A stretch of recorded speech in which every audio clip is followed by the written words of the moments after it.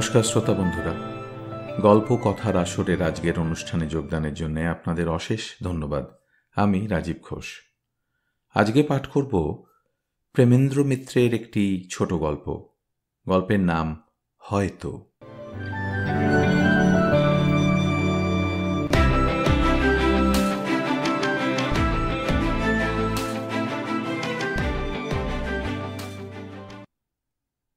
গভীর দুর্যোগের রাত্রি। ভীত শহর যেন এই অন্ধকার ঝড়ের রাত্রে নিরাপদ আশ্রয়ে নিজেকে সংকুচিত করিয়া গোপনে রাখিতে চায়। নির্জন পথের যেখানে যেখানে গ্যাসের আলো পড়িয়াছে সেখানে মাটি আর চোখে পড়ে না, শুধু বৃষ্টি ধারাহত জল চিকচিক করিতেছে দেখা যায়।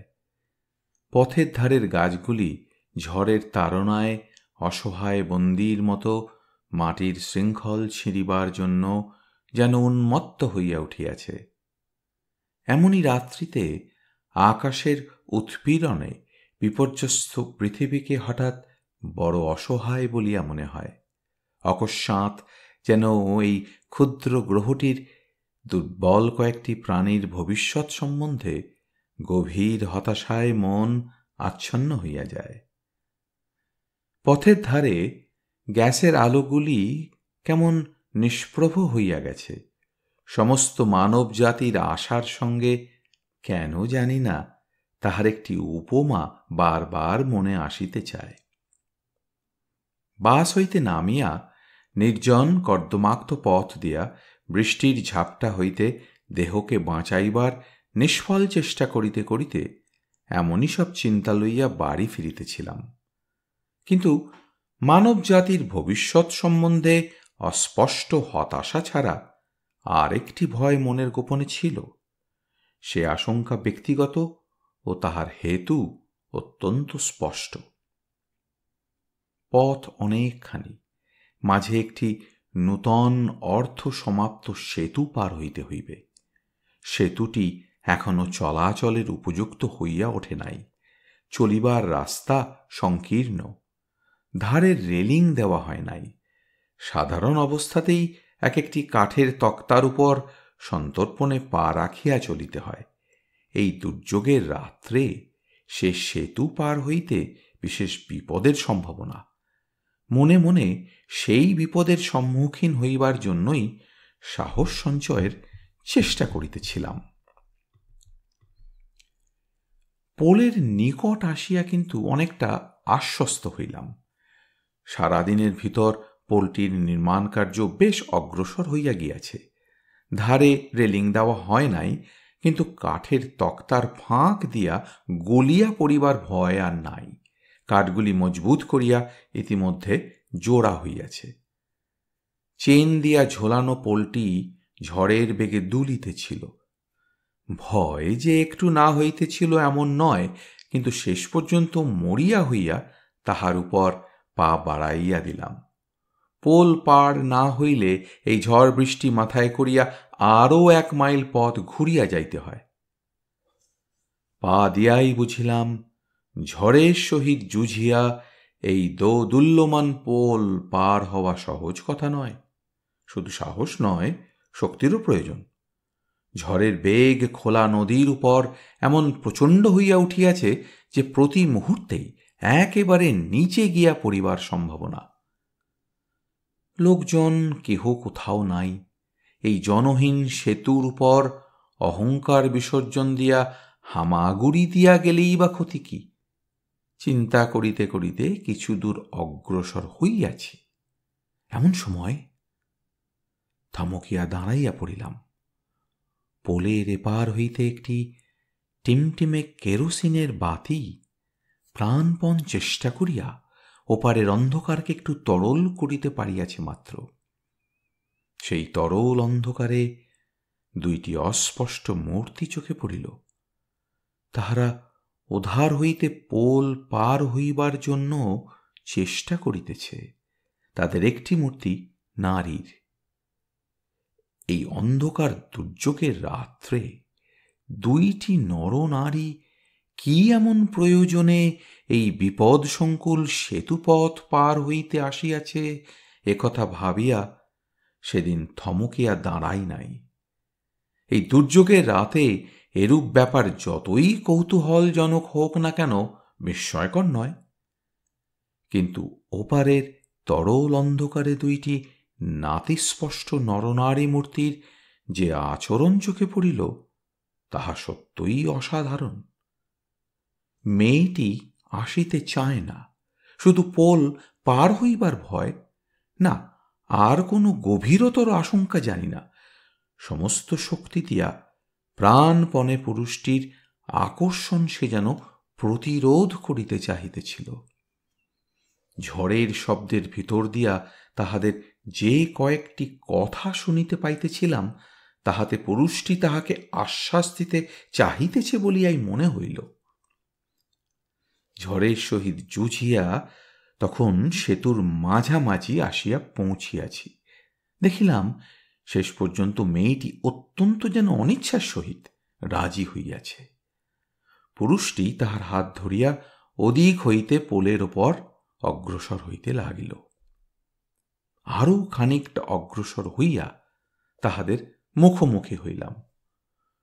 পুরুষ ও মেয়েটি উভয়েই সর্বাঙ্গে 3 পুরু কাপড় মুড়ি দিয়া আছে, কিন্তু সেই কাপড়ের জঙ্গলের ভিতরেই কেরোসিন তেলের বাতির অস্পষ্ট আলোকে মেয়েটির মুখটি চকিতে দেখিয়া আরেকবার চমকিয়া উঠিলাম। শীর্ণ রুগ্ন মুখে দুইটি দীর্ঘায়ত চোখ, সে চোখে অসহায় আতঙ্কের যে ছবি প্রত্যক্ষ করিলাম তাহা মানুষের চোখে সম্ভব বলিয়া ভাবি নাই। কৌতূহল বাড়িয়া যাইতেছিল, কিন্তু উপায় কি? পোল প্রায় পার হইয়া আসিয়াছি, এমন সময় পিছনে অমানসিক চিৎকার শুনিয়া চমকিয়া ফিরিয়া দাঁড়াইলাম। সর্বনাশ! আমার চোখের উপর অসহায় চিৎকার করিয়া মেয়েটি পুলের ধার হইতে টাল সামলাইতে না পড়িয়া নিচে পড়িয়া গেল। যথাসম্ভব তাড়াতাড়ি সেখানে ছুটিয়া গেলাম। পুরুষটি বোধহয় আতঙ্কে হতবুদ্ধি হইয়া গিয়াছিল। যেভাবে সে কাঠের মতো আড়ষ্ট হইয়া দাঁড়াইয়া আছে তাহাতে তাহার নিকট কোনো সাহায্য পাইবার আশা নাই বুঝিলাম। কিন্তু এই অন্ধকারে ঝড়ের ভিতর গভীর নদী হইতে মেয়েটিকে উদ্ধার করিবার জন্য আমি বা কি করিতে পারি? এতক্ষণে স্রোতের টানে সে কোথায় তলাইয়া গিয়াছে কে জানে। সাঁতার জানিলেও এই রাত্রে তাহাকে নদী হইতে উদ্ধার করা একরকম অসম্ভব। আর সাঁতারও জানি না। হঠাৎ বহু নিম্ন হইতে অস্পষ্ট কাতর আহ্বান শুনিয়া চমকিয়া উঠিলাম। পর মুহূর্তেই তাহার শাড়ির প্রান্তটুকু চোখে পড়িল। পড়িবার সময় তাহার শাড়ির একটি অংশ কেমন করিয়া ওই লোহার একটি বল্টুতে আটকাইয়া গিয়াছে। মেয়েটি জলে পড়ে নাই, কাপড়ের সহিত জড়াইয়া নিম্নমুখ হইয়া অন্ধকার নদীর উপর ঝুলিতেছে। ঠেলা দিয়া অপরিচিত লোকটির আচ্ছন্ন ভাব দূর করিবার চেষ্টা করিয়া বললাম, আরে শিগগির এসে ধরুন, এখন হয়তো টেনে তুলতে পারি। লোকটি যন্ত্রচালিতের মতো আসিয়া আমার আদেশ পালন করিল। মেয়েটি সেদিন নিশ্চিত মৃত্যু হইতে শেষ পর্যন্ত রক্ষা পাইয়াছিল। কৃতজ্ঞতা বিনিময়ের তখন সময় ছিল না, পরিচয় জিজ্ঞাসারও নয়, নইলে অনেক কথাই হয়তো শুনিতে পাইতাম। সাবধানে তাহাদের পার করিয়া দিয়া আবার সেই পোলের উপর দিয়া সভয়ে পার হইবার সময় যে কয়টি কথা শুনিতে পাইয়াছিলাম তাহাই আমার মনে চিরন্তন সন্দেহ ও বিস্ময় জাগাইয়া রাখিয়াছে। মেয়েটি পুরুষের সহিত চলিয়া যাইতে যাইতে বলিতেছিল, কি আশ্চর্য দেখো, পড়ে যাবার সময় আমার কেন যেন মনে হলো তুমি আমায় ঠেলে দিলে। পা ফসকে তো পড়িনি, আমার যেন ঠিক মনে হলো তুমি ঠেলে দিলে।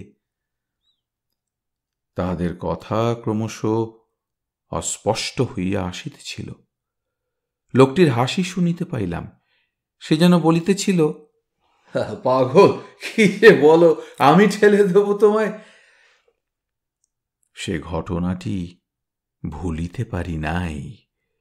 সময়ে অসময়ে সেই বিপদসংকুল সেতুর উপর অস্পষ্টভাবে দেখা ওই মূর্তি দুইটি সম্বন্ধে নানা সন্দেহ, নানা প্রশ্ন মনে জাগে। তাহারা সেই ঝড়ের রাত্রে কেন, কোথা হইতে সে পোল পার হইতে আসিয়াছিল? মেয়েটি কেমন করিয়া পড়িয়া গিয়াছিল? রক্ষা পাইয়া অমন কথাই বা সে বলিল কেন? এবং তাহার পর তাহারা কোথায় যে গেল, তাহার কিছুই আমি জানি না। তবু তাহাদের সম্বন্ধে অস্পষ্টভাবে নানা কথা মন রচনা করে। সেই অসাধারণ ঘটনা ও সেই অস্পষ্ট দেখা দুইটি মূর্তিকে কেন্দ্র করিয়া একটি কাহিনী মনের ভিতর আপনা হইতেই গড়িয়া ওঠে। প্রকাণ্ড 7 মহলা দালান, কিন্তু এখন আর তাহার কিছুই অবশিষ্ট নাই। চারিধারে শুধু ভাঙা নোনা ধরা ইট কাঠের স্তূপ। বাহির হইতে দেখিলে ভুতুড়ে পোড়ো বাড়ি বলিয়া মনে হয়। এই জরাজীর্ণ বাড়িটির কোনো এক গোপন কক্ষে এখনো তাহার মুমূর্ষু প্রাণ ধুকধুক করিতেছে, একথা সহজে বিশ্বাস করিতে প্রবৃত্তি হয় না। দিনের বেলায় সে প্রাণের কোনো লক্ষণই দেখা যায় না। দেউড়ির সিংদরজা ভেদ করিয়া যে অশ্বত্থ গাছটি শাখায় প্রশাখায় বিপুল হইয়া বাড়িয়া উঠিয়াছে, তাহার পত্রচ্ছায়ায় বসিয়া ঘুঘু ডাকে। কাঠবেড়ালির দল নির্ভয়ে ভূতপূর্ব বারবাড়ির ধ্বংসাবশেষের উপর দিয়া পরস্পরকে তাড়া করিয়া ফেলে। এই ধ্বংসাবশেষের অন্তরালে কোথায় মানুষের জীবনের ধারা বহিয়া চলিয়াছে, তাহার সন্ধান সহজ নয় পাওয়া। রাত্রে কিন্তু বহুদূর হইতে দেখা যায় ধ্বংসস্তূপের মাঝখানে কোথা হইতে ক্ষীণ আলোকের রেখা আসিতেছে। এ বাড়ির ইতিহাস যাহাদের জানা নাই, বিদেশী সেসব পথিক ভয়ও যে পায় না এমন নয়। গাঁটছড়া বাঁধা হইয়া এই ধ্বংসাবশেষের পাশে একদিন লাবণ্য পালকি হইতে নামিয়াছিল। বাপের বাড়ি হইতে যে ঝি সঙ্গে আসিয়াছিল, সে তো মাটিতে পা দিয়াই ঝঙ্কার দিয়া বলিয়াছিল, কেমন তোর বেয়াক্কিলে বেহার আগো, এই বাড়িটার সামনে নামালে বরকনের অকল্যাণ হবে না। যে পুরোহিত বরপক্ষের হইয়া বিবাহ দিতে গিয়াছিলেন, পথে তাহার সহিত পরিচারিকার কয়েকবার বাকযুদ্ধ হইয়া গিয়াছে। তাহার দিক দিয়া বিশেষ সুবিধা না করিতে পারিলেও সম্বোধনের দূরত্বটা ঘুচিয়া গিয়াছিল। তিনি দাঁত খিচাইয়া জবাব দিলেন, মার মাগি, ভুতুড়ে বাড়ি হতে যাবে কেন? নিয়োগীদের সৎপুরুষের কোটা এ তল্লাটে জানে না এমন লোক নেই, ওর কাছে হলো ভুতুড়ে বাড়ি। ঝি কপালে চোখ তুলিয়া সবিস্ময়ে বলিয়াছিল, ও মা, এরা বলে কি গো, এ পোড়ো বাড়িতে মানুষ থাকে? তাহার পর কন্যার পিতার উদ্দেশ্যেই বোধহয় কঠোর মন্তব্য করিয়া বলিয়াছিল, মিনসে পয়সা খরচের ভয় করলে কি গো, মেয়েটাকে সাপে কামড়ে মেরে ফেলতে এই জঙ্গলে পাঠালে? অবগুণ্ঠিত লাবণ্য তখন স্বামীর সহিত গাঁটছড়া বাঁধা হইয়া পালকি হইতে নামিয়াছে। পুরোহিত ঝিয়ের সহিত বাক্যব্যয় নিষ্ফল মনে করিয়াই বোধহয় পথ দেখাইয়া আগে চলিতে শুরু করিয়াছেন। পথ দেখানোটা কথার কথা নয়, একান্ত প্রয়োজন। ভাঙা ইট কাঠের স্তূপের উপর দিয়া, হাঁটু ভর জঙ্গলের ভেতর দিয়া, সুরঙ্গের মতো অন্ধকার বহুদিনের সঞ্চিত শ্যাওলার ভ্যাপসা গন্ধ ভারাক্রান্ত পথ দিয়া পদে পদে হোঁচট খাইতে খাইতে লাবণ্য তাহার স্বামীর পিছু পিছু চলিতেছিল। পিছনে ঝি বাধ্য হইয়া তাহাদের অনুসরণ করিতে করিতে আপন মনেই গজগজ করিতেছিল। 7 জন্মে এমন বিয়ের কথা কেউ শুনিনি মা। বিয়ে করতে এলো, তার বরযাত্র নেই, বরকর্তা নেই, ট্যাং ট্যাং করে এক মরি পোড়া পুরুত এলো বরকে নিয়ে। আর খোঁজ নিলে না, শুধলে না, মেয়েটাকে হাত পা বেঁধে ধরে দিলে গা। আর এরা কোথাকার আক্ষুটে গো, গ্যাঁজ করতে নেই, পাড়াপড়শি নেই, বিয়ে করে এলো তো বরকনেকে বরণ করতে এলো না কেউ। শ্যাল কুকুরের বিয়েতেও যে এর চেয়ে নেম কানুন আছে। লাবণ্য এত কথা শুনিতে বোধহয় পায় নাই। আচ্ছন্নের মতো ভীত অসহায়ভাবে চলিতে চলিতে শুধু তাহার মনে হইতেছিল, কেহ যদি শুধু হাতটা বাড়াইয়া একবারটি তাহাকে ধরে, তাহা হইলে সে বাঁচিয়া যায়। কিন্তু কেহ হাত বাড়াইল না। গজগজ করিতে করিতে এক সময় ঝি ঝঙ্কার দিয়া উঠিল, বলি, ও মুখ পুরো বামুন, কোন চুলে নিয়ে চলেছ শুনি? ব্রাহ্মণ এইবার উত্তর দিলেন, তোকে গড়ে দিতে রে মাগি। উত্তরে ঝি যাহা বলিতে শুরু করিল, তাহাতে আর যাহাই হোক, লাবণ্যের প্রথম স্বামী গৃহে পদার্পণের পুণ্যক্ষণ মধুর হইয়া উঠিল না। ঝিয়ের আস্ফালন কতক্ষণ চলিত বলা যায় না। সহসা অন্ধকার পথ কাহার সুমধুর কলহাস্য মুখরিত হইয়া উঠিল। ঝি চমকিয়া চুপ করিল। লাবণ্য ঘুমটা ঈষৎ ফাঁক করিয়া এই সুমধুর হাস্যের উৎস ঠাওর করিয়া দেখিবার চেষ্টা করিল। যে হাসিয়াছিল তাহারই অপরূপ কণ্ঠ শোনা গেল, দাদা যে চুপি চুপি বউ এনে ফেলেছে গো। অন্ধকার পথ তখন শেষ হইয়াছে। সামনেই নাতি বৃহৎ অঙ্গন এবং সেই অঙ্গনের চারিধারে ঘিরিয়া ঘরের সারি।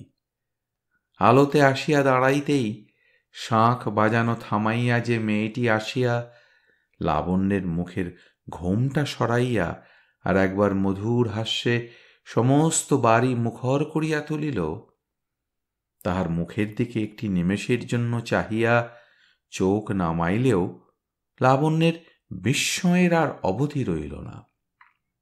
নারীর দেহে এত রূপ সম্ভব?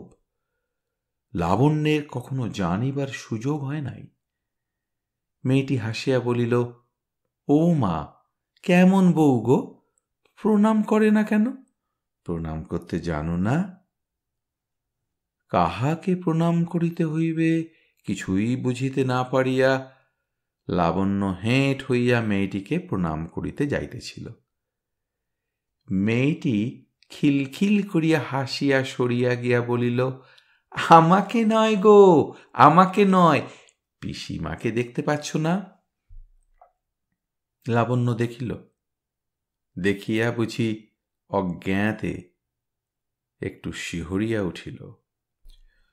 শকুনির মতো শীর্ণ বিভৎস মুখের কানা একটি চোখের ভয়ঙ্কর দৃষ্টি দিয়া মূর্তিমতী জরা যেন তাহাকে বিদ্ধ করিতেছে। লাবণ্যের সংসার শুরু হইল। ঝি 2 দিন থাকিবার পর ভুতুরে বাড়ি সম্বন্ধে নানারূপ অসংলগ্ন মন্তব্য করিয়া চলিয়া গিয়াছে। 4টি প্রাণী এই বিশাল ভগ্ন প্রাসাদের অভ্যন্তরে অপেক্ষাকৃত নিরাপদ 3টি ঘরে বাস করে। উপরে নিচে চারিধারে শুধু আগাছার জঙ্গল ও অব্যবহার্য পরিত্যক্ত ঘরের সারি। তাহার কোনোটির কড়িকাঠ ঝুলিয়া ছাদ পড় হইয়াছে, কোনোটির দেওয়াল ধসিয়া পড়িয়াছে, মাকড়সা, চামচিকে ও ইঁদুর তাহাদের সবগুলিকেই দখল করিয়া আছে। পুরো বাড়ির ঘরগুলির মতো বাড়ির বাসিন্দাগুলিও রহস্যময়। পিসিমা বলিয়া প্রথম দিন যাহাকে প্রণাম করিতে হইয়াছিল, তাহার দেখাই বড় মিলে না। অন্ধকার একটি কোণের ঘরে সারাদিন তিনি খুটখাট করিয়া কি যে করেন, কিছুই জানিবার উপায় নাই। সে ঘরে কাহাকেও প্রবেশ করিতে দিতে যে তিনি চাহেন না, এ কথা বুঝিতে লাবণ্যের বিশেষ বিলম্ব হয় নাই। দৈবাত কখনো সামনাসামনি পড়িয়া গিয়া চোখাচোখি হইয়া গেলে তিনি এমনভাবে তাহার দিকে তাকান যে অকারণে লাবণ্যের বুকের ভিতর পর্যন্ত হিম হইয়া যায়। স্বামীকেও সে বুঝিতে পারে না। সারাদিন কাজকর্ম লইয়া একরকম সে ভুলিয়া থাকে। রাত্রে কিন্তু শয়ন ঘরে ঢুকিতে তাহার কেমন যেন ভয় করে। ঘরটি প্রকাণ্ড। কড়িকাঠ যেখানে যেখানে দুর্বল, সেখানে বাঁশের ঠেকো দিয়া তাহাকে জোর দিবার চেষ্টা করা হইয়াছে বলিয়া বড় অদ্ভুত দেখায়। দুই ধারে দুইটি জানালা। একটি খুলিলে সম্মুখের প্রকাণ্ড বাঁশ বাগান ও পুকুর চোখে পড়ে, আর একটি বন্ধই থাকে। একদিন খুলিতে গিয়া ভয়ে আর লাবণ্য সে চেষ্টা করে নাই। সে জানলার পাশেই অব্যবহার্য একটি অন্ধকার ঘর ভাঙা কাঠকাটরা জঞ্জালে বোঝাই হইয়া আছে। জানলা খুলিবা মাত্র ঝটপট কিসের একটা শব্দ শুনিয়া সভয়ে আবার লাবণ্য বন্ধ করিয়া দিয়াছিল। হয়তো চামচিকাই হইবে, কিন্তু লাবণ্যের ভয় যায় নাই। লাবণ্য ঘরে ঢুকিয়া হয়তো দেখে স্বামী আগে হইতেই বিছানায় বসিয়া আছে। তাহার দিকে ভ্রুক্ষেপও নাই। সংকুচিতভাবে সে খানিকক্ষণ দাঁড়াইয়া থাকে।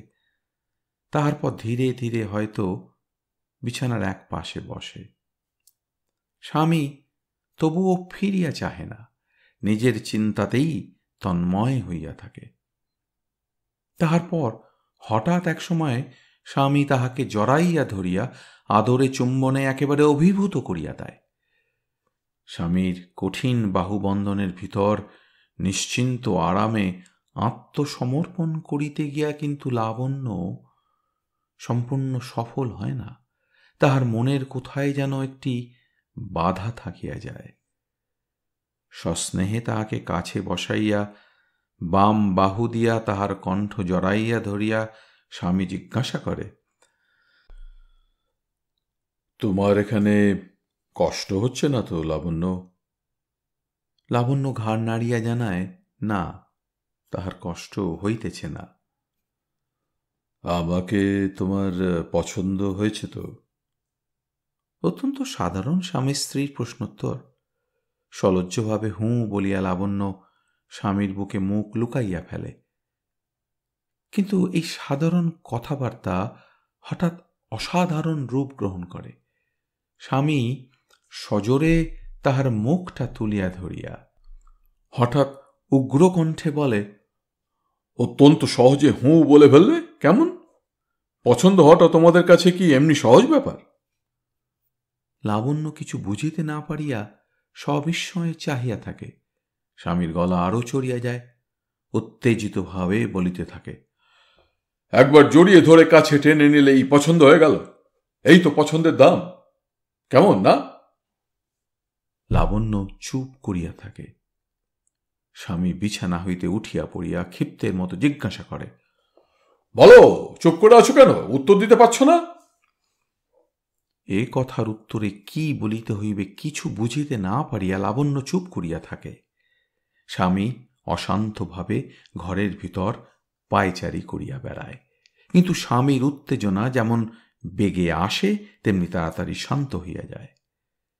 শান্তভাবে আবার তাহার কাছে আসিয়া বসিয়া বলে, রাগ করলে লাবণ্য? লাবণ্য ধরা গলায় বলে, না, তুমি অমন করছিলে কেন? ও কিছু নয়, তোমার সঙ্গে একটু ঠাট্টা করলাম। তুমি তুমি আমায় সারা জীবন সত্যি ভালোবাসবে তো? বাসবে?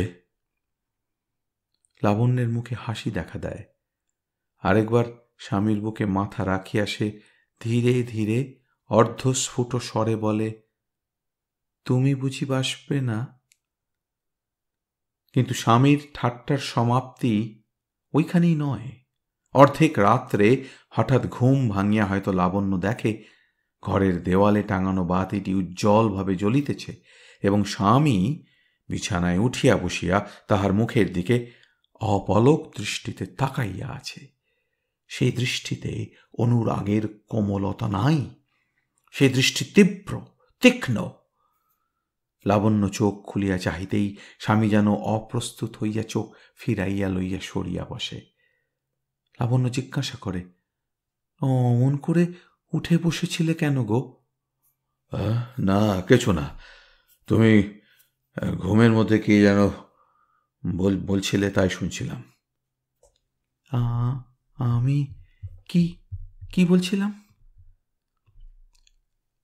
না না, বলনি কিছু। যদি কিছু বলো, তাই শুনছিলাম। বলিয়া কথাটাকে উড়াইয়া দিয়া স্বামী তাহার উঠিয়া পড়ে। আরেকদিন ভোরের বেলা ঘুম হইতে উঠিয়া লাবণ্য অবাক হইয়া গেল। ঘরের ভিতর তখন অন্ধকার, দেওয়ালের আলো তেলের অভাবে বোধহয় নিভিয়া গিয়াছে, কিন্তু সকাল হইতেও আর দেরি নাই। পূর্ব দিকের জানালা দিয়া বাঁশবাগানের মাথার আকাশের রং ঈষৎ লাল হইয়া উঠিতেছে দেখা যায়। বিছানা হইতে উঠিতে গিয়া হঠাৎ বাধা পাইয়া লাবণ্য দেখিল তাহার অঞ্চল প্রান্ত নিজের কাপড়ের খুঁটের সহিত স্বামী শক্ত করিয়া বাঁধিয়া রাখিয়াছে। স্বামীর এই রসিকতায় মনে মনে হাসিয়া ধীরে ধীরে সে গেরো খুলিয়া লইতেছিল। এমন সময় কাপড়ে সামান্য টান লাগায় স্বামী জাগিয়া উঠিল। কিন্তু জাগিয়া উঠিয়া সে এমন কাণ্ড যে করিয়া বসিবে এ কথা লাবণ্য কল্পনাও করিতে পারে নাই। সবলে তাহার হাত চাপিয়া ধরিয়া স্বামী তীক্ষ্ণ কণ্ঠে জিজ্ঞাসা করিল, কোথায় কোথায় যাচ্ছ এত রাত্রে? হ্যাঁ, কোথায়? স্বামীর ঘুমের ঘোর এখনো কাটে নাই মনে করিয়া লাবণ্য হাসিয়া বলিল, স্বপ্ন দেখছ নাকি? আমি গো, আমি। হাত ছাড়ো, লাগছে। স্বামী কিন্তু উচ্চতর কণ্ঠে বলিল, হ্যাঁ হ্যাঁ, তুমি তুমি, তোমায় চিনি। কোথায় যাচ্ছ বলো শিগগির, নইলে খুন করে ফেলব। এবার লাবণ্য একটু বিরক্তই হইল। বলিল, খুন করবার আগে ভালো করে একটু চোখ দুটো রগড়ে দেখো, ভোর হয়েছে, উঠতে হবে না? পূর্বের জানালা দিয়া আকাশের রক্ত আভা তখন ঘরের ভিতর পর্যন্ত ঈষৎ রাঙাইয়া দিয়াছে।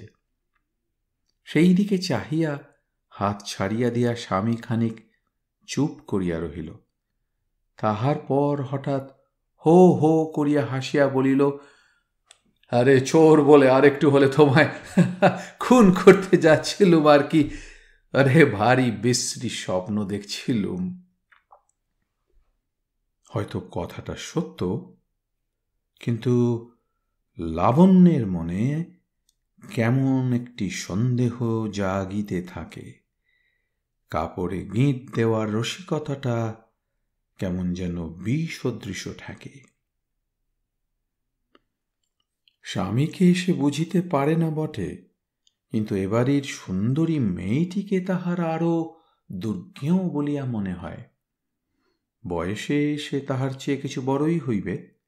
নাম মাধুরী।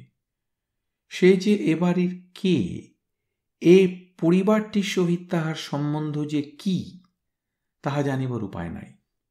তাহার স্বামীকে সে দাদা বলিয়া সম্বোধন করে, সুতরাং ভগিনী স্থানীয়া কেহ হইবে।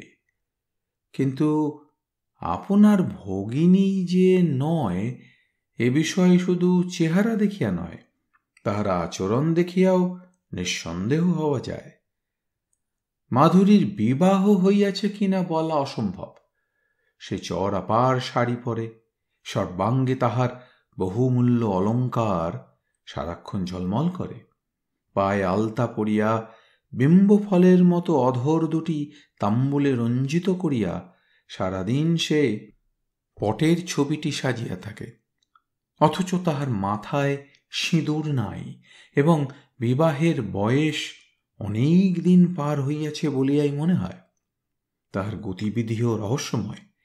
সারা দিন সে যে কোথায় থাকে কোনো সন্ধান পাওয়া যায় না। হঠাৎ কখন কোথা হইতে আসিয়া লাবণ্যের গলা জড়াইয়া ধরিয়া চুমা খাইয়া হয়তো বলে, তোকে বড্ড ভালোবেসে ফেলেছি ভাই, চ তোকে নিয়ে কোথাও পালাই। অর্থহীন, অসংলগ্ন কথা, তবু লাবণ্যকে হাসিয়া জবাব দিতে হয়, কোথায় পালাবো? কেন, দিল্লি, লাহোর। তুই সাজবি বর, আমি হব তোর কনে। তুই মাল কোঁচা মেরে কাপড় পরবি, আর ছোট বড় চুল ছেঁটে পাঞ্জাবি চড়িয়ে উড়ুনি উড়িয়ে বেরুবি, আর আমি তোর পাশে ঘোমটা দিয়ে থাকব। রোজগার করে খাওয়াতে পারবি তো? লাবণ্য বলে, কেন, তুমি বর হও না? দূর, তাহলে মানাবে কেন? আমার এ রূপ কি খোঁচা চাদরে ঢাকা যাবে রে হতভাগী? বলিয়া হাসিয়া আবার মাধুরী উধাও হইয়া যায়, এবং খানিক বাদেই হয়তো আবার ফিরিয়া আসিয়া রন্ধনরতা লাবণ্যের কড়ায় এক খামচা নুন টপ করিয়া ফেলিয়া দিয়া বলে, বাপের বাড়ি খালি গিলতে শিখেছিলি বুঝি, রাঁধতেও শিখিসনি ছাই। লাবণ্য শশব্যস্ত হইয়া বলে, ও কি করলে ঠাকুরজি, নুন যে দিয়েছি আমি একবার। বেশ তো, খেতে গিয়ে দাদার মুখ পুড়ে যাবে, আর তুই গাল খাবি। ভুলিয়া মাধুরী হাসিতে থাকে। সে হাসি দেখিলে সব অপরাধ, সব অন্যায় মার্জনা করা যায়। কড়াটা নামাইয়া ফেলিয়া লাবণ্য হাসিয়া বলে, তুমি ভারী দুষ্টু, আর তুই লক্ষ্মীর প্যাঁচাটি, বলিয়া রাগ দেখাইয়া মাধুরী চলিয়া যায়। লাবণ্য হাসিতে থাকে। মাধুরীর হালচালই এমনই। লাবণ্য তাহাকে না ভালোবাসিয়া থাকিতে পারে নাই। এই ভয়ঙ্কর বাড়িটির ভিতর লাবণ্যের শঙ্কিত সন্ত্রস্ত মন শুধু এই মেয়েটির কাছে আসিয়াই যেন হাঁপ ছাড়িয়া বাঁচে। প্রথম দিন হইতেই তাহার অদ্ভুত আচরণের পরিচয় সে পাইয়াছে, তবু মুক্ত হইয়াছে। ফুলশয্যার রাত্রে আয়োজন অনুষ্ঠান কিছুই তাহাদের হয় নাই। বাপের বাড়ির ঝি তখন উপস্থিত। ইহাদের কাণ্ড কারখানা সম্বন্ধে নানা কঠোর মন্তব্য উচ্চস্বরে অনেকক্ষণ ধরিয়া করিয়াও কোনো ফল না হওয়ায় অবশেষে ঝি নিজেই তাহাকে সারা বিকাল সাজাইয়া গোছাইয়া শয়ন ঘরে ঠেলিয়া পাঠাইয়া দিয়াছিল। নির্জন ঘর, জড়সড় হইয়া একা সে ঘরে বসিয়া থাকার জন্য লজ্জা ও ভয়ের তাহার আর সীমা ছিল না। মাধুরী সকালে একবার তাহাকে দেখা দিয়াই সেই যে অন্তর্ধান হইয়াছিল, সারাদিন তাহার আর দেখা মিলে নাই। স্বামীও কোথায় বাহির হইয়া গিয়াছেন, কখন ফিরিবেন কে জানে। কত রাত তাহাকে এমনি নিঃসঙ্গভাবে নির্জন ঘরে কাটাইতে হইবে, ঝিয়ের কাছে পুনর্বার ফিরিয়া যাওয়া উচিত কিনা ভাবিতে ভাবিতে লাবণ্য হঠাৎ চোখে হাত চাপা পড়ায় চমকিয়া উঠিল। প্রথমে মনে হইয়াছিল স্বামীই বুঝিয়া আসিয়াছেন, কিন্তু পরক্ষণেই বুঝিতে পারিল এমন কোমল অঙ্গুলি পুরুষের হইতে পারে না। সঙ্গে সঙ্গে হাসি শুনিয়া তাহার সন্দেহ সহজেই দূর হইয়া গেল। মাধুরী খিলখিল করিয়া হাসিয়া তাহার চোখ ছাড়িয়া দিয়া সামনে আসিয়া হাত মুখ নাড়িয়া চোখের অপরূপ ভঙ্গি করিয়া বলিল, মেয়ের কি আস্পর্ধা, উনি ভেবেছেন ওর বর বুঝিয়ে সে চোখ টিপেছে, বরের দায় পড়েছে। পরিচয় তখনও গভীর হয় নাই, তবু লাবণ্য না বলিয়া থাকিতে পারে নাই। যা, আমি বুঝি তাই ভেবেছি। তবে কি ভেবেছ শুনি? ও পাড়ার বেন্দা বোষ্টমেশে চোখ টিপছে? যা, বলিয়া চোখ তুলিয়া মাধুরীর দিকে চাহিয়াই লাবণ্য একেবারে অবাক হইয়া গিয়াছিল। সর্বাঙ্গ পুষ্পাভরণে অলঙ্কৃত করিয়া মাধুরী সাক্ষাৎ বনদেবীর মতোই সাজিয়া আসিয়াছে। সে রূপ দেখিয়া চোখ ফেরানো দুষ্কর। এত ফুলই বা সে কোথা হইতে সংগ্রহ করিল কে জানে। অমন করে অবাক হয়ে দেখছিস কি বল দেখি বলিয়া লাবণ্যের পাশে বসিয়া পড়িয়া মাধুরী আবার বলিল, এখন বলতো তোর ফুলশয্যা না আমার? অদ্ভুত কথা। তবু লাবণ্য হাসিয়া বলিয়াছিল, তোমারই তো দেখছি, শেষ পর্যন্ত দেখতে পারবি তো? বলিয়া সহসা কলহাস্যে সমস্ত ঘর মুখরিত করিয়া মাধুরী জোর করিয়া লাবণ্যকে ঠেলিতে ঠেলিতে আবার বলিয়াছিল, তবে বেরো ঘর থেকে, দেখি তোর বুকের জোর। লাবণ্য হাসিতেছিল। ঠেলা দিতে দিতে সত্য সত্যই তাকে দরজার কাছ পর্যন্ত সরাইয়া লইয়া গিয়া হঠাৎ মাধুরী থামিয়া বলিয়াছিল, এই যে মহিদা, আর বুঝি তর সইল না? এই নাও বাপু, তোমার বউ এখনো পর্যন্ত আস্তই আছে, আর একটু হলেই ঠেলে ঘরের বার করে দিয়েছিলাম আর কি। মহিম দরজায় দাঁড়াইয়াছিল, মুখ তাহার অত্যন্ত গম্ভীর। মাধুরীর রসিকতা তাহাকে স্পর্শই করে নাই যেন। স্বামীর সামনে পড়িয়া গিয়া লাবণ্য একেবারে লজ্জায় জড়সড় হইয়া ন যজৌ ন তস্থৌ অবস্থায় দাঁড়াইয়া পড়িয়াছিল। মাধুরী তাহাকে হির হির করিয়া টানিয়া একেবারে বিছানার উপর ফেলিয়া দিয়া বলিল, নে তাড়াতাড়ি দখল কর ভাই, আমি যাই। মানুষের মন তো মতিভ্রম হতে কতক্ষণ। মহিমের দিকে হাসিয়া একবার চাহিয়া মাধুরী বাহির হইয়া গিয়াছিল, কিন্তু কিছুক্ষণ বাদেই ফিরিয়া আসিয়া দরজা হইতে একটা পুঁটুলি ওই ঘরের ভিতর ফেলিয়া দিয়া বলিয়াছিল, তোমার বউয়ের ফুলের গহনা নাও মহিদা, তাড়াতাড়িতে দিতে ভুলে গিয়াছিলাম। মহিম গম্ভীর মুখে পুঁটুলিটি তুলিয়া লইয়া বিছানার উপর নামাইয়া খুলিয়া ফেলিতেই কিন্তু দেখা গিয়াছিল, তাড়াতাড়ি খুলিবার দরুন বা পুঁটুলি করিয়া বাঁধিবার জন্য যে কারণেই হোক, ফুলগুলি সমস্তই চটকানো। মাধুরীর সব আচরণের অর্থ বোঝা যাক বা না যাক, লাবণ্য সেই দিনই তাহাকে ভালোবাসিয়া ফেলিয়াছিল। রহস্যপুরীর মাঝখানে এমনই করিয়া দ্বিধায় দ্বন্দ্বে ভয়ে আনন্দে লাবণ্যের দিন একরকম কাটিয়া যাইতেছিল। বিমাতা শাসিত বাপের বাড়িতে সুখের সহিত পরিচয় তাহার বড় বেশি হয় নাই, সুতরাং এখানকার দুঃখে অভাবে বড় বেশি বিচলিত হইবার কথা তাহার নয়। এবাড়ির রহস্য এবং ভীতিও ক্রমশ তাহার গা সওয়া হইয়া আসিতেছিল। বাপের বাড়ি হইতে কালে ভদ্রে কেহ খোঁজ লইতে আসে, সেখানে যাইবার কিন্তু তাহার আর কোনো উপায় নাই, সে বোঝে। বুঝি তাহার ইচ্ছাও নাই। এখানেও কোনো রকমে জীবনের দিনগুলি কাটাইয়া দিবার সাহস ও সহিষ্ণুতা সে অনেকটা সঞ্চয় করিয়াও ফেলিয়াছিল, কিন্তু তাহা হইবার নয়। সকালবেলা দূরে কোথায় যাইতে হইবে, তাই তাড়াতাড়ি সেদিন মহিম খাওয়া সারিয়া লইয়াছে। পান দিবার জন্য লাবণ্য ঘরে ঢুকিয়াছিল। মহিম তাহাকে বুকের কাছে টানিয়া লইয়া বলিল, আমি কিন্তু আজ যদি না আসতে পারি, তোমার একলা রাত্রে শুতে ভয় করবে না তো লাবণ্য? ভয় তাহার করে, করিবেই, কিন্তু স্বামীকে সে কথা বলিয়া উদ্বিগ্ন করা উচিত হইবে কিনা বুঝিতে না পারিয়া সে চুপ করিয়া রহিল। মহিম আবার জিজ্ঞাসা করিল, কে গো, বলো না, ভয় করবে? একটু ইতস্তত করিয়া লাবণ্য বলিল, না, ভয় আর কি। না, ভয় আর কি? ভয় তোমার হবে কেন? একলা শুতেই তুমি চাও, একলাই ভালোবাসো, কেমন?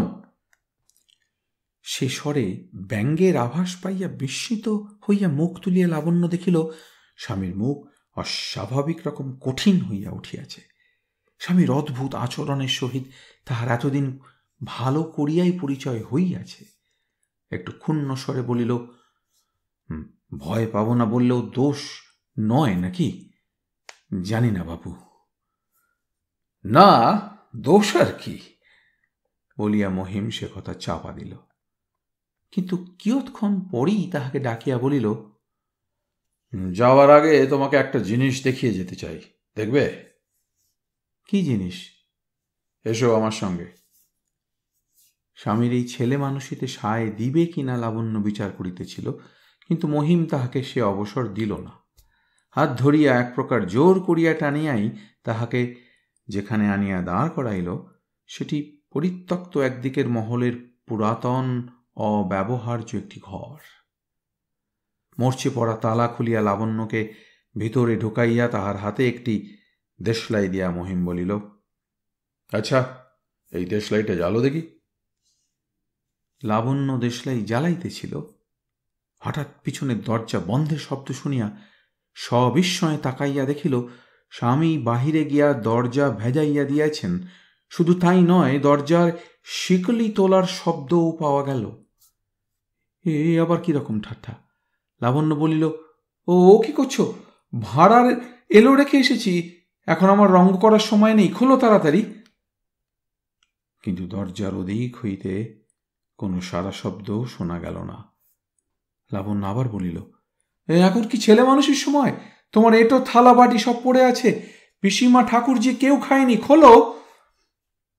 কিন্তু তথাপি কেহ উত্তর দিল না। এবার লাবণ্যর ভয় হইল। অন্ধকার ঘরের ভেতর কিছুই দেখা যায় না, শুধু এখানে ওখানে নানা প্রকার শব্দ হইতে থাকে। লাবণ্য দরজায় সবেগে করাঘাত করিয়া নববধূর পক্ষে অশোভন উচ্চ কাতর কণ্ঠে ডাকিল, হুগো, কেন এমন করছো? খুলে দাও, আমার ভয় করছে।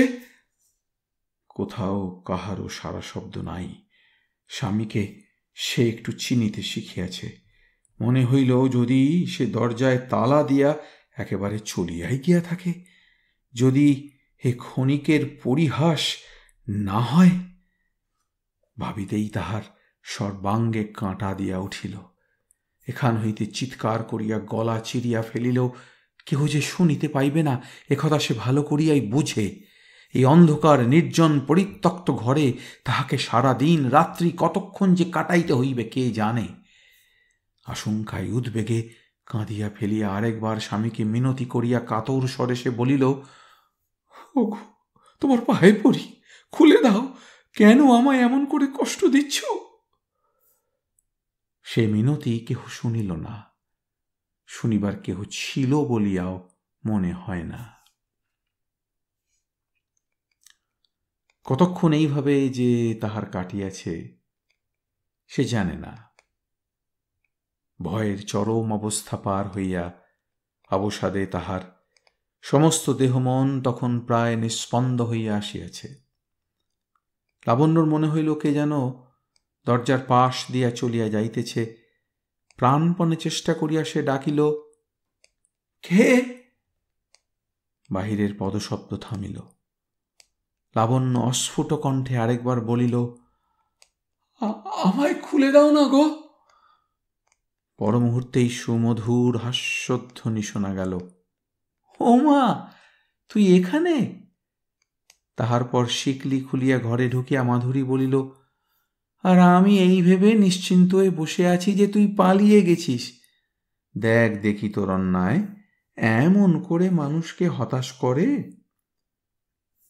তাহার কথায় বুঝি মরার মুখেও হাসি ফোটে।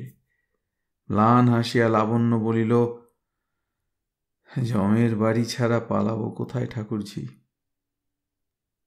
যেন সাগ্রহে তাহার মুখের কাছে মুখ আনিয়া মাধুরী বলিল, দূর, জমের বাড়ি যাবি কেন? পৃথিবীতে আর জায়গা নেই? পালাবি বল, সব বন্দোবস্ত করে দিই, তাহলে বাড়ির মাছিটি পর্যন্ত টের পাবে না। তাহার কথার ধরনে এত দুঃখেও লাবণ্যের মুখে আবার হাসি দেখা দিল। খানিক চুপ করিয়া থাকিয়া হঠাৎ জিজ্ঞাসা করিয়া বসিল, কিন্তু ও কেন অমন করে ঠাকুরজি, বলতে পারো?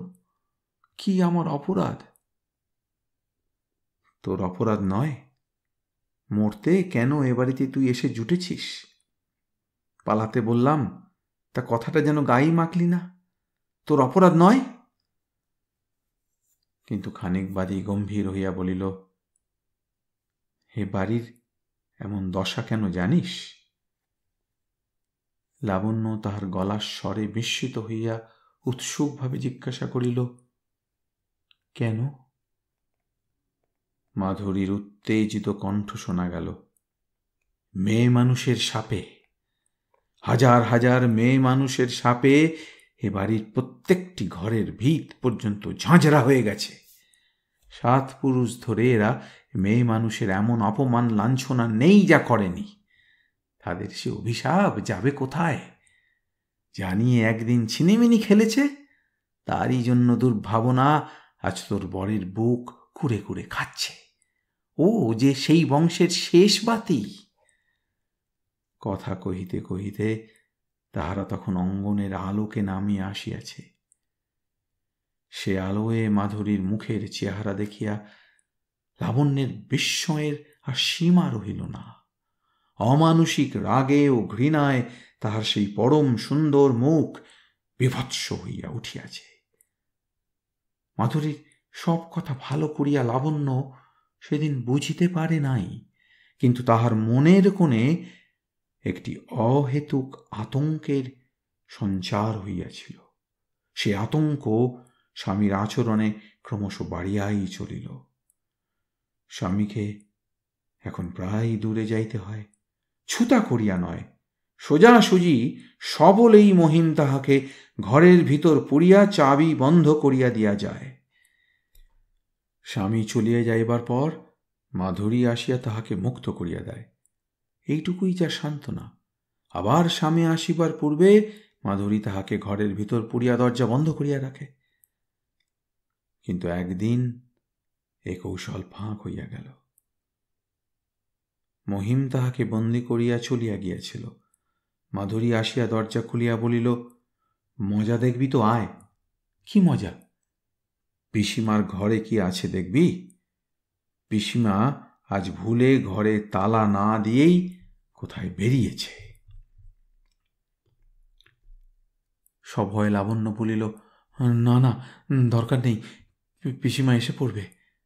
কিন্তু মাধুরী ছাড়িবার পাত্রী নয়, বলিল, এলেই বা, মেরে তো আর ফেলতে পারবে না দুটো জোয়ান মেয়েকে। লাবণ্য তবু আপত্তি করিতেছিল। মাধুরী তাহাকে একরকম জোর করিয়া টানিয়া লইয়া গেল। পিসিমা ঠিক তালা দিতে ভোলেন নাই, তবে দৈবাত চাবি ঠিক লাগে নাই, তালা আলগাই আছে। মাধুরী দরজা খুলিয়া লাবণ্যকে টানিয়া লইয়া ঘরে প্রবেশ করিল। ঘর অন্ধকার। সে অন্ধকারে চোখ অভ্যস্ত হইয়া যাইবার পর দেখা গেল সংকীর্ণ ঘরে কোথাও আর স্থান নাই। ছোট বড় বাক্স, প্যাঁটরা, সিন্দুক, বাসনকোসন, কাপড় চোপড়ে ছাদ পর্যন্ত বোঝাই হইয়া আছে। লাবণ্য ভয় ভয় বলিল, দেখা তো হলো, চলো এবার যাই। মাধুরী বলিল, দূর, এখনো কিছুই দেখিসনি। তারপর ঝট করিয়া একটা বাক্সের তালা খুলিয়া সে প্রথমেই যে জিনিসটি বাহির করিয়া আনিল, অন্ধকারেও তাহার স্বরূপ বুঝিয়া লাবণ্য চমকাইয়া উঠিল। সেকালের জড়োয়া গহনা। লাবণ্যের মনে হইল অন্ধকারে তাহার মূল্যবান পাথরগুলি হিংস্র সরীসৃপের চোখের মতোই যেন তাহার দিকে ক্রূর দৃষ্টিতে চাহিয়া আছে। লাবণ্যের বুকের ভিতরটা অকারণ ভয়ে শুকাইয়া আসিতেছিল। বলিল, চলো চলো ঠাকুরজি, আমার ভালো লাগছে না। তুই তো আচ্ছা ভয় কাতুরে। মাধুরী সশব্দে সমস্ত বাক্সটা মেঝের উপর উজাড় করিয়া ফেলিয়া বলিল, নে, বেছে নে, বুড়ির ঘরে এমন জিনিস জমা হয়ে থেকে কোনো লাভ আছে কি? না না না ঠাকুরজি, চলো। কিন্তু মাধুরীর চোখ দুইটাও তখন কিসের উন্মত্ততায় জ্বলিতেছে। বাক্সের পর বাক্স, পাত্রের পর পাত্র সে মেঝের উপর উপুর করিয়া ফেলিতেছিল। কঠিন স্বরে বলিল, না, দেখি আগে সব। গহনা, টাকা, মোহর, মণিরত্ন, এই প্রাচীন লুপ্ত প্রায় পরিবারের সমস্ত সম্পদ বৃদ্ধা বুঝি তাহার ঘরে সঞ্চিত করিয়া রাখিয়াছে। সেই সম্পদ আগলাইয়া ডাইনির মতো সে দিন রাত্রি বসিয়া থাকে। অন্ধকারে তাহাদের দিকে চাহিয়া থাকিতে থাকিতে প্রাণহীন প্রস্তরের অস্বাভাবিক জ্যোতির প্রখরতা তাহার চোখেও যেন ফুটিয়া উঠিয়াছে। সহসা লাবণ্য মাগো বলিয়া অস্ফুট চিৎকার করিয়া উঠিল। মাধুরী চোখ তুলিয়া দেখিল বৃদ্ধা দরজায় দাঁড়াইয়া হিংস্র সাপদের মতো তাহাদের দিকে চাহিয়া আছে। সে শুধু এক মুহূর্তের জন্য। পরক্ষণই শোনা গেল বৃদ্ধা সশব্দে দরজা বন্ধ করিয়া বাহির হইতে শিকল তুলিয়া দিতেছে। সঙ্গে সঙ্গে মাধুরীর কলহাস্যে ঘর মুখরিত হইয়া উঠিল। লাবণ্য কাতর কণ্ঠে বলিল, কি হবে ঠাকুরজি? হবে আবার কি রে, গয়না পড়িয়ায় বলিয়া মাধুরী এক ছড়া মুক্তার হার লাবণ্যের গায়ের উপর ছুড়িয়া দিল। সারাদিন বন্দি থাকিবার পর সন্ধ্যায় মহিম পিসিমার সহিত আসিয়া দরজা খুলিল। ইতিমধ্যে কি তাহাদের কথাবার্তা হইয়াছিল বলা যায় না, কিন্তু মহিম এ ব্যাপারের উল্লেখ পর্যন্ত করিল না। এক গা গহনা পড়িয়া পিসিমার দিকে তাচ্ছিল্যের দৃষ্টি হানিয়া মহিমের দিকে ফিরিয়া ব্যঙ্গের হাসি হাসিয়া মাধুরী বাহির হইয়া গেল। পিসিমা বা মহিম তাহাকে কেহ কোনো বাধা পর্যন্ত দিল না। নীরবে রাত্রি কাটিল। সকাল হইতে দুপুর পর্যন্ত কোনো কথাই হইল না। বিকালে হঠাৎ মহিম আসিয়া বলিল, চলো, যেতে হবে। লাবণ্য সবিস্ময়ে স্বামীর মুখের দিকে চাহিল, কিছু বুঝিতে পারিল না। মহিম আবার বলিল, ওঠো, যেতে হবে। কোথায়? জানি না। মহিম আলনা হইতে একটা চাদর লইয়া তাহার গায়ের ওপর ছুঁড়িয়া দিয়া বলিল, আর কিছু নিতে হবে না, ওঠো। তাহার গলার স্বরে ভয় পাইয়া লাবণ্য উঠিয়া দাঁড়াইল। কাতর কণ্ঠে একবার শুধু প্রশ্ন করিল, কোথায় যাবে? মহিম উত্তর দিল না। তাহার একটি হাত শক্ত করিয়া ধরিয়া ধীরে ধীরে অগ্রসর হইল। আবার সেই অন্ধকার সুরঙ্গের মতো পথ, আবার সেই হাঁটু ভর জঙ্গল, ইট কাঠের স্তূপ পার হইয়া লাবণ্য স্বামীর সহিত বাহির হইয়া আসিল। পিছনে বাড়ির আঙিনায় সর্বাঙ্গ অলঙ্কারে ভূষিত করিয়া সুন্দরী মাধুরী তাহাদের যাত্রাপথের দিকে সকৌতুক দৃষ্টিতে চাহিয়াছিল। এইটুকু শুধু সে দেখিয়া আসিয়াছে। এ বাড়িতে প্রথম প্রবেশের সময় যে কলহাস্য তাহাকে অভ্যর্থনা করিয়াছিল, সেই কলহাস্যেই বিদায়ের বেলায় তাহার কর্ণে ঝঙ্কৃত হইতে লাগিল। ট্রেনে সারা পথ কোনো কথা হয় নাই। শহরে আসিয়া যখন পৌঁছিল তখন রাত্রি হইয়াছে। তাহার উপর দারুণ দুর্যোগ। সারা শহরের উপর ঝড় ও বৃষ্টির উশৃঙ্খল মাতামাতি চলিয়াছে। একটা গাড়ি ভাড়া করিয়া মহিম লাবণ্যকে লইয়া উঠিয়া পড়িল। গাড়োয়ান জিজ্ঞাসা করিল, কোথায় যেতে হবে হুজুর? যেখানে খুশি। গাড়োয়ান এমন কথা হয়তো আগেও শুনিয়াছে। সে দ্বিরুক্তি না করিয়াই গাড়ি হাঁকাইয়া দিল। গাড়ি কিছুক্ষণ চলিবার পর মহিম প্রথম কথা বলিল, এবং কথা বলিল যেন একেবারে নতুন মানুষ হইয়া। বলিল, তোমায় অনেক কষ্ট দিয়েছি লাবণ্য। এতদিনের ব্যবহারে আমায় মনে মনে তুমি ঘৃণা করতে শুরু করেছ কিনা তাও জানি না, কিন্তু একটি কথা বুঝে আজ আমায় ক্ষমা করতে অনুরোধ করছি লাবণ্য। ও বাড়ির হাওয়া পর্যন্ত বিষাক্ত, এইটুকু জেনে তুমি আমায় মার্জনা করতে পারবে নাকি কখনো? অন্ধকারে ডান হাতটি বাড়াইয়া স্বামীর হাতটি খুঁজিয়া লইয়া লাবণ্য এই স্নেহস্বরে অভিভূত হইয়া গিয়া বলিল, কেন তুমি এসব কথা বলছো বলো দেখি? মনে আমার কিছু থাকলে তোমার সঙ্গে এমন করে আসতে পারতাম কি? মহিম গাঢ় স্বরে ডাকিল, লাবণ্য। লাবণ্য স্বামীর বুকে মাথা রাখিয়া বলিল, কি? আবার আমরা সহজ মানুষের মতো সংসার আরম্ভ করতে পারি নাকি লাবণ্য? 7 পুরুষের পাপ দেহ থেকে ধুয়ে ফেলে আবার নতুন জন্ম পাওয়া যায় নাকি? যেখানে কেউ আমাদের জানে না এমন জায়গায় একেবারে নতুন করে জীবন আরম্ভ করলে আবার আমি সহজ হতে পারবো নাকি? কেন পারবে না? তুমি জানো না লাবণ্য, কত বাধা, রক্তের ভেতর কত বিষ জমে আছে। কিন্তু এই বিষ থেকে আমি মুক্ত হবই শুধু যদি তোমার ভালোবাসা পাই। তোমায় আমি ভালোবাসি না? বাসো জানি, কিন্তু অসুস্থ মনে অকারণ সন্দেহ যাবে। সে সন্দেহে মিছে পুড়ে মরি, তোমাকেও পোড়াই। তুমি শুনে হাসবে লাবণ্য, কিন্তু তুমি ও কথাটি প্রতিদিন আমাকে বলে স্মরণ করিয়ে দিলে আমি যেন জোর পাই। গাড়োয়ান ঝড় বৃষ্টির মধ্যে উদ্দেশ্যবিহীনভাবে ঘুরিয়া ঘুরিয়া হয়রান হইয়া একসময় বলিল, সারা রাত ধরে তো ঘুরতে পারি না বাবু। আচ্ছা থাক বলিয়া সেই ঝড় বৃষ্টির মধ্যে অপরিচিত স্থানেই মহিম হঠাৎ লাবণ্যের হাত ধরিয়া নামিয়া পড়িল। গাড়োয়ান ভাড়া বুঝিয়া পাইয়া অবাক হইয়া কি ভাবিতে ভাবিতে চলিয়া গেল সেই জানে। মহিম বলিল, ভয় করছে না তো লাবণ্য? চাদরটা ভালো করিয়া মুড়ি দিয়া স্বামীর বুকের কাছে ঘেঁষিয়া দাঁড়াইয়া লাবণ্য বলিল, না, কিন্তু কোথায় যাবে? চলো না, যেদিকে খুশি। ঝড় বৃষ্টি থামলে যেখানে গিয়ে উঠব সেইখানেই ভাবব আমাদের নবজন্ম হলো। লাবণ্য কথা কহিল না, স্বামীর হাত ধরিয়া নীরবে চলিতে শুরু করিল। উদ্দেশ্যহীন চলা, কোন সময়ে তাহারা ছোট্ট নদীটির ধারে আসিয়া পৌঁছিয়াছে জানিতেও পারে নাই। মহিম বলিল, চলো, ওই পোল পার হয়ে যাব।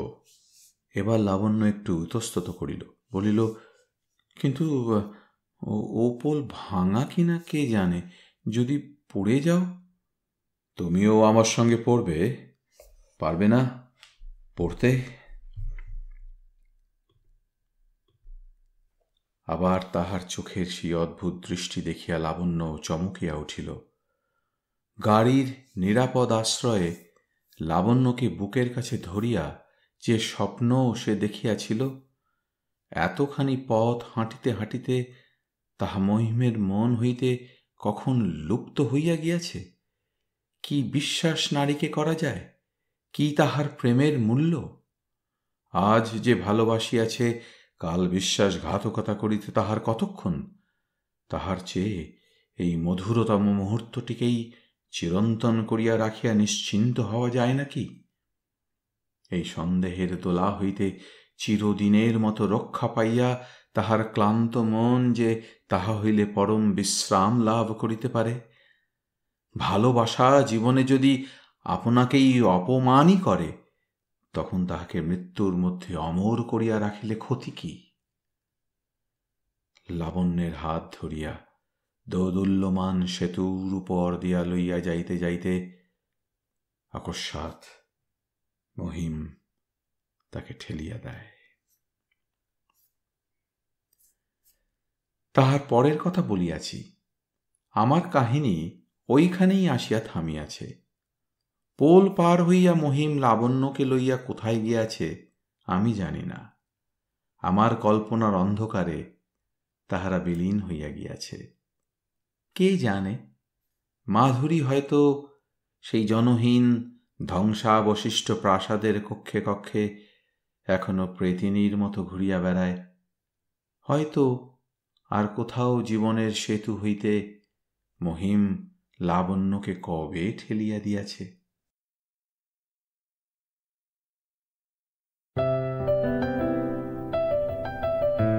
আপনাদের মতামত আমাদের জানাতে ভুলবেন না কিন্তু শ্রোতা বন্ধুরা। আমাদের ওয়েবসাইট golpokothar.asor.org GOLPOKOTHARASOR.org